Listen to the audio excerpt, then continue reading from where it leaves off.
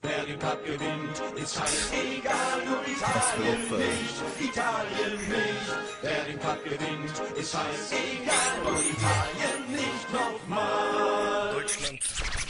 Ich meine, es ist echt nicht böse, aber sowas muss echt nicht sein, oder? Okay, wenn ihr es so haben wollt, nimm das.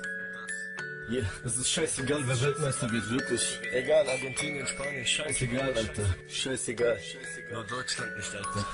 Deutschland, was ist los? Jeden Tag dieses Zeug. Immer wieder werde ich von euch deutschen Fans nur enttäuscht, weil ihr wisst und nicht vergisst. Jahr 2006 Hat euch unser Land in eurem Land in euer Bett geschickt. Mir ist es so egal, wer es dieses Jahr denn wird. Deutschland nicht, das steht jedenfalls schon fest. Hier in eurer Mannschaft gibt es Polen und Farbige. Sorry, wenn ich eure deutsche Mannschaft jetzt beleidige. Immer wieder spekulieren sie wegen Bestecherei. Ihr seid dumm und dämlich und macht direkt eine Schlägerei. Ihr wollt den Respekt, dann haltet nur die Fresse. Komm, nimm dieses Lied jetzt und renn direkt zur Presse. Mir ist egal, was ihr sagt. Dieses Video musste echt nicht sein. So wie es aussieht, fällt euch Opfer wirklich nie was Gutes sein. Ihr seid gut gelaunt, ich bekomme einen Nachempfall. Euer Flug ist reserviert, auf Wiedersehen Südafrika. Es ist wirklich egal, wer Weltmeister wird. Wirklich so egal, nur Deutschland nicht.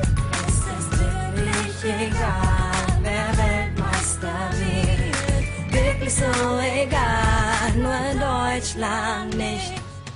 Ich meine es echt nicht böse, ich lebe in eurem Land. Doch wenn ihr provoziert, sagt mir was du erwartest, Mann. Jeder hat seinen Stolz, ihr müsst mal darauf achten.